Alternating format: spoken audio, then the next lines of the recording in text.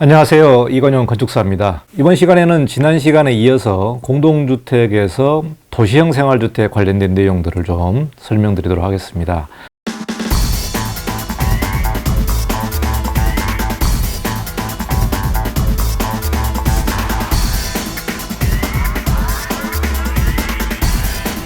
지난 시간에 이제 공동주택의 다세대 연립 아파트 이렇게 설명을 드렸고요. 이제 새롭게 등장한 신상품인 도시형 생활주택을 좀 말씀드리도록 하겠습니다. 도시형 생활주택은 많은 우여곡절이 있었고 최근에 의정부 도시형 생활주택 화재 사건 이후로 그런 법령 정비가 상당히 좀 많이 이루어져 있고요. 주차장 완화라든지 그리고 세제 혜택 부분을 조금 이제 계속 정비하면서 아직까지 좀 남아있는 그런 내용이 되겠습니다. 자, 도시형 생활주택은요. 주택법 2조 20호에 나와 있는데요. 300세대 미만으로 좀 정해져 있습니다. 세대수는 총 300세대 미만이고요. 도시형 생활주택에서 이제 3개로 나눠지는데 원룸형 주택과 단지형 다세대 주택, 단지형 연립주택 이렇게 말씀을 좀 드리겠습니다. 3개의 항목으로 좀 세분화되는데요. 우리가 흔히 생각하는 게 이제 원룸형 주택이라고 봅니다만은 그 외에 단지형 다세대 주택, 단지형 연립주택이라고 보시면 될 것 같습니다. 그래서 그냥 쉽게 생각하면 공동주택에 어머니가 있고 도시형 생활주택이 좀 손자라고 보시면 될 것 같아요. 공동주택 엄마 밑에 다세대 연립 아파트의 자식이 있는데 그 밑에 이제 도시형 생활주택 손자들이 태어나가지고 이 손자가 원룸형도 되고 다세대도 되고 연립주택도 된다. 이렇게 이해하시면 좀 편할 것 같아요. 원룸형 주택부터 좀 설명을 드리겠습니다. 원룸형 주택은 면적은요, 각 세대별로 전용 면적이 50제곱미터 이하로 가야 됩니다. 50제곱미터가 초과가 되면은 이거는 이제 다세대 주택이 돼버리는 거죠. 그리고 구조는 똑같이 뭐 독립된 주거 기능이 있어야 되고 욕실 및 부엌 설치가 가능하다. 그리고 특이한 점이 공간 구조인데요. 공간 구조가 원룸형 주택 같은 경우는 이제 욕실하고 보일러실을 제외한 부분을 하나의 공간으로 만들라고 되어 있습니다. 이게 뭐냐면 그냥 원룸이라는 거죠. 그래서 거실을 막으면 안 되고 말 그대로 원룸형 주택으로 만들어야 된다는 게 있고요. 이제 여기에 예외 조항이 전용 면적이 30제곱미터 이상일 경우에는 2개의 공간 구성이 가능하다. 즉 뭐냐면 전용 면적이 30제곱미터 이상일 경우에 거실이 있고 방을 하나 따로 구해갈 수 있다. 법적으로 이렇게 나와 있습니다. 그래서 전용 면적이 30제곱미터 이상이면 상당히 크죠. 그래서 우리가 1.5룸, 뭐 2룸 그렇게 가는데요. 사실 30제곱미터 이상 만들기는 쉽진 않습니다. 왜 쉽진 않냐? 주차 규정하고도 관련이 있다. 그래서 우리가 원룸형 같은 경우는 전용 면적이 30제곱미터 이하인 경우에는 주차대수 0.5대거든요. 근데 30제곱미터 이상이 넘어가게 되면은 서울시 기준으로는 0.8대가 되기 때문에 주차 대수가 많이 증가를 하게 되죠. 그래서 30제곱미터 이상을 만들기는 좀 쉽지 않을 것 같다 생각이 들고요. 그리고 원룸형 주택은 지하층 설치가 불가합니다. 그래서 다른 다세대 주택이나 연립주택은 지하층 설치가 가능하다는 얘기죠. 거꾸로 얘기하면. 근데 이제 원룸형 주택은 지하층을 설치할 수가 없다라는 데고요. 사업계획 승인은 30세대입니다. 30세대 되기 때문에 원룸형 주택 그렇게 돼 있고요. 자, 그리고 다세대 주택과 연립주택이 있죠. 여기 이제 단지형 다세대 주택과 단지형 연립주택. 지난 시간에도 설명을 드렸습니다만은 하나의 건물을 지어도 단지형 다세대 주택이 될 수 있다는 거죠. 꼭 여러 동이 아니어도 됩니다. 그래서 단지형 다세대 주택이 되는데 왜 단지형 다세대 주택으로 가느냐? 그냥 다세대 주택으로 가면 되는데 왜 도시형 생활주택, 단지형 다세대로 가느냐는 심의를 받으면 5계층까지 지을 수가 있다. 즉 우리가 공동주택 시간에 배웠죠. 5계층이면은 아파트잖아요. 아파트면은 건축선 이격거리, 인접대지 이격거리, 그 다음에 채광 이격거리 그런 부분들이 많이 적용을 받습니다. 그래서 5계층을 지을 수가 없죠. 그래서 4계층 이하인데 단지형 다세대로 가게 되면은 심의를 받아서 5계층까지 올라갈 수 있죠. 그리고 단지형 연립주택 같은 경우도 똑같습니다. 660m 초과, 660제곱미터 초과 4계층 이하인데 심의받을 때 5계층이에요. 그러니까 면적은 다세대와 똑같아요. 면적은 똑같은데 층수에서 우리가 제한되어 있는 부분을 도시형 생활주택은 한 계층을 완화해 주겠다. 막 그런 게 되겠습니다. 그래서 요 내용이 다릅니다. 그래서 만약에 용적률이 남아있는 경우에 우리가 5계층까지 지을 수 있잖아요. 근데 용적률이 남아있으니까 지을 수 있는데 다세대 주택이나 연립주택을 하면 안 된단 말이죠. 그래서 도시형 생활주택 가는 거죠. 한 계층을 보너스 받기 위해서 가는 겁니다. 그리고 조건이 원룸형 주택이 아니어야 된다는 거죠. 그러니까 원룸형 주택이 아니라는 것은요, 면적에 대해서 일정 면적이 올라가야 된다는 얘기죠. 그래서 원룸형 주택이 아니어야 된다. 즉 공간 구조를 방을 하나 만들어야 된다는 얘기입니다. 그리고 지하층 설치 여부는 이 역시 뭐 큰 내용은 없습니다만은 지자체별로 좀 확인을 하셔야 될 것 같고요. 단지형 다세대와 단지형 연립주택의 하나의 큰 인센티브가 또 하나 있는데요. 그게 뭐냐면 바로 사업계획 승인입니다. 우리가 공동주택에서 사업계획 승인이 30세대부터죠. 근데 이제 29세대까지는 그냥 건축허가로 들어간다는 얘기죠. 가능하면은 설계 업무에 있어서는 29세대로 가려고 하죠. 예, 그게 이제 인허가 기간을 줄어드니까, 그리고 뭐 심의 받는 것도 좀 줄어들기 때문에. 근데 도시형 생활주택에서 단지형 다세대와 단지형 연립주택은 50세대부터 사업계획 승인 대상이라는 거죠. 그러니까 49세대까지는 사업계획 승인이 아니다. 그래서 49세대까지 세대수를 더 늘려서 건축허가를 넣을 수 있기 때문에 도시형 생활주택, 단지형 다세대와 단지형 연립으로 간다는 큰 장점이 있습니다. 예. 자, 그리고 특별한 조건들이 또 나와 있는데요.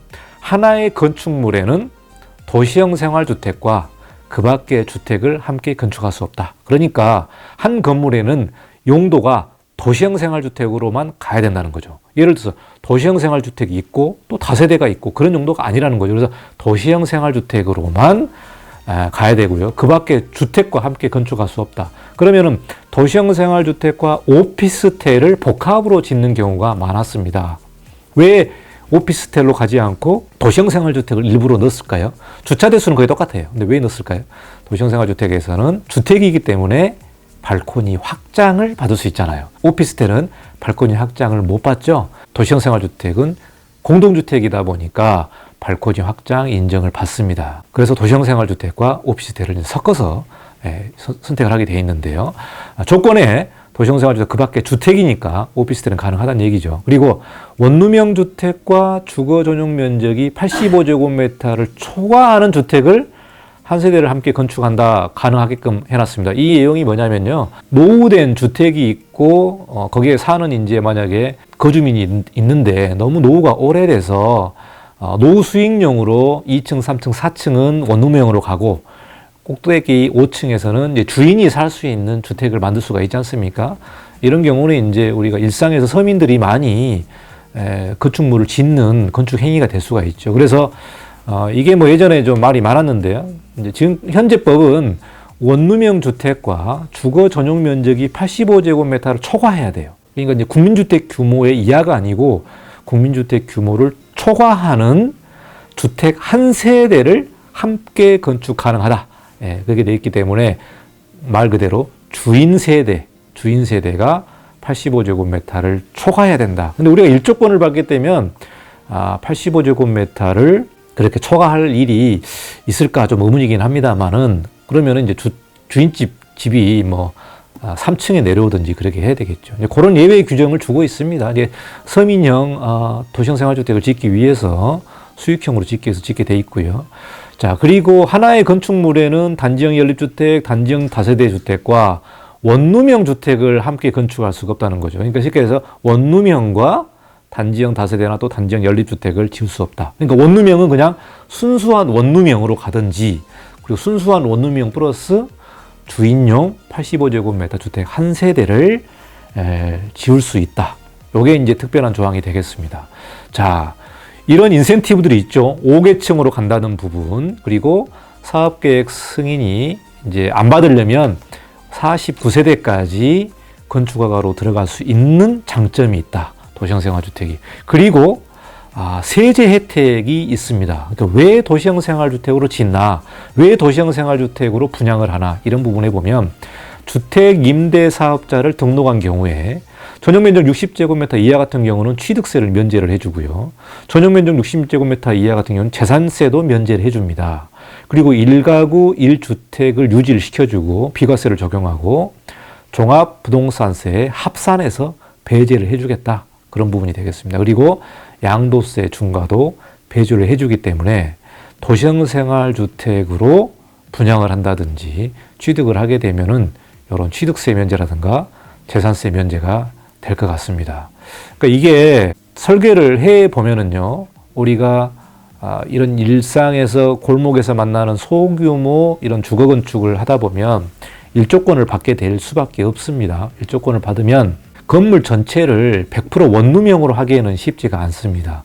용적률 게임이 있기 때문에요. 물론 꼭대기층에 주인 세대를 갈 수가 있지만 주인 세대도 그 85제곱미터를 초과해야 되잖아요. 그러니까 쉽게 그냥 예전처럼 원룸형을 짓고 주인이 살 수 있으려면 다 원룸형으로 가야 되는데 그게 쉽지가 않습니다. 꼭 1.5룸이라든가 2룸이 나올 수밖에 없어요. 왜? 주차 대수와도 연동이 되어 있기 때문에. 그러다 보니까 100% 원룸형으로 짓기는 좀 쉽지는 않죠. 이런 규정들을 잘 맞춰서 일종의 이제 공동주택의 다세대주택이나 도시생활주택은 퍼즐 게임이라고 보시면 될 것 같습니다. 이게 뭐 설계는 쉽게 여러분이 뭐 판단할 수 있겠지만 실제로 해보면요, 굉장히 퍼즐 게임입니다. 여러 가지 그 건축 설계 규정이 다 엇물려 있기 때문에 그거를 다 해결을 하면서 세대수와 또 디자인까지 다 맞추기가 쉽진 않다라는 부분입니다. 자, 여기까지 제가 도시형 생활주택에 대해서 좀 설명을 드렸는데요. 단지형 연립주택과 단지형 다세대 주택에 대한 그 건축 기준이 좀 나와 있습니다. 그래서 단지형 연립주택, 단지형 다세주택은 전용 면적이 30제곱미터 이상이어야 되고요. 그리고 의정부 화재 사건 나면서 그게 도시형 생활주택이었거든요. 사건이 나면서 소방차가 진입을 좀 어려웠었죠. 최근에 소방차 진입도 이제 무조건 가게끔 최근에 법령이 바뀌었습니다. 뭐 주차를 해놔도 그냥 깨부시고 가는 거죠. 바뀌었는데 그 당시 때까지만 해도 이 소방차 진입이 좁다 보니까 그런 문제들이 있었죠. 그래서 법령 정비를 통해서 해당 주택단지 진입도로의 폭이 6m 이상이어야 된다. 그렇게 좀 바뀌었어요. 예전에 이 규정이 없었는데요. 그러니까 단지형 다세대 주택과 단지형 연립주택을 지으시려면 주택단지로 들어가는 진입도로의 폭이 6m 이상이 된다는 거죠. 그리고 두 개의 진입도로 폭이 4m 이상인 경우에는 다른 쪽 도로가 6m가 돼가지고 두 개의 진입도로가 있어야 된다. 10m 이상으로 돼야 된다.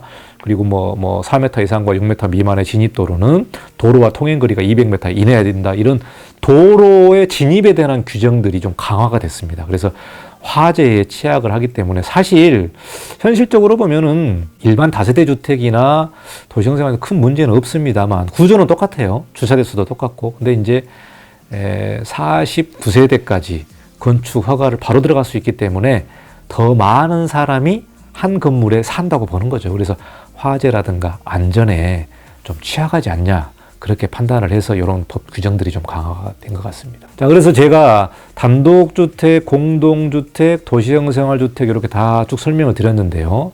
자, 이거 총 요약된 그 표가 되겠습니다. 지금 보고 계시는 표를 보면은 다중주택, 다가구주택, 다세대주택, 연립주택, 아파트 이렇게 쭉 나와 있어요. 여기에 단독주택의 범위에 들어가는 게 다중 다가구주택 3개층 이하, 그리고 다가구주택은 19세대 이하, 다세대주택, 연립주택, 아파트 4개층, 4개층, 5개층, 그리고 사업승인 대상. 면적도 다중주택은 330제곱미터 이하죠. 그리고 다가구 다세대는 660제곱미터 이하, 연립주택은 660제곱미터 초과죠. 자, 그리고 뭐 기타 그 설계에 관한 규정들이나 내용들은 쭉 보시고요. 제가 좀 설명드린 부분이 이제 등기 부분이죠, 등기. 자, 우리가 여러분 뭐 잘 아시겠습니다만은 단독주택은 뭐 다중주택이나 다가구주택 같은 경우는 세대가 뭐 여러 개 많아도 한 사람 이름으로 등기를 하게끔 돼 있다. 그래서 각 세대별로 구분 등기가 안 되는 게 이 다가구주택의 사례가 되겠습니다. 다세대 주택부터는 이게 이제 소유도 가능하고 분양도 가능하죠. 그래서 분양이 가능한 건축물로 보기 때문에 각 세대별로 등기를 할 수밖에 없습니다. 그래서 201호, 202호, 203호 이렇게 다 세대별로 등기를 하게 되고요. 일반적으로 이제 주택에 대한 규정들이 강화되다 보니까 임대사업자 등록증을 낼 수밖에 없는 상황이죠. 그래서 임대사업자를 등록을 내게 되면 만약에 이제 등기를 하게 될 경우에 사업자 등록증을 내신 분들이 만약 2명이다. 그러면 2명 이름이 다 같이 올라가게끔 돼 있거든요. 그리고 지금은 뭐 임대사업자 유지 기간이 굉장히 길어졌지 않습니까? 그러다 보니까 그 기간을 조금 잘 지키셔야 되고, 갈수록 이게 이제 정부가 바뀔 때마다 요 주택에 관련된 세제라든지 임대사업자 유지 기간들이 다 달라지기 때문에 여러분이 한번 좀 살펴봐야 될 것 같아요. 처음에는 뭐 5년이었다가 4년이었다가 다시 또 8년으로 늘어났다가 굉장히 이제 늘어나 있는 경우죠. 그리고 이제 다음 시간에 한번 또 좀 설명드리겠습니다만은 그 대지의 소유권 확보라는 게 있거든요. 우리가 건축 허가 시간에 좀 배워야 될 내용인데요. 대지의 소유권을 확보하는 내용이 있습니다. 모든 건축 인허가는 재산권과 관련돼 있고 또 소유권과 관련돼 있기 때문에 이런 소유권 확보에 관련된 부분들이 다가구 주택과 공동주택이 좀 다르다. 이런 내용들이 있고요. 여기까지 좀 개략적으로 요약해서 좀 설명을 드렸는데 어떻게 잘 이해를 하셨는지 모르겠습니다. 이건 이제 반복적으로 한번 쭉 보고 또 보시면은 좀 이해를 하시고 이번 프로젝트를 진행을 하다 보면 우리가 경험을 통해서 자연스럽게 알 수 있는 그러한 내용이 되겠는데요. 상당히 좀 어렵습니다. 어렵고 이런 내용들을 제가 좀 요약해서 설명을 드렸는데 주택법 쪽을 쭉 보시면 이런 내용들이 나와 있으니까 건축법하고 주택법을 같이 봐야 된다는 그런 내용이 되겠습니다. 자, 여기까지 용도에서 공동주택까지 끝냈고요. 그리고 이제 다음 시간에는 근린생활 시설 관련된 내용들이 쭉 나오는데 제가 조금 설명을 못 드린 부분이 그 상가주택 관련된 내용들이 있을 것 같아요. 점포주택이나 상가주택, 도시 내에서 짓는 그런 프로젝트 같은 경우는 단독주택이지만 상가주택을 지을 수 있거든요. 그래서 상가주택 관련된 내용들을 한번 좀 제가 설명드리는 그런 시간이 만들어 보도록 하겠습니다. 자, 여기까지 수업을 마치고요. 다음 시간까지 여러분 잘 계시고 오늘도 즐거운 하루가 되시길 바라겠습니다. 이관용 건축사였습니다.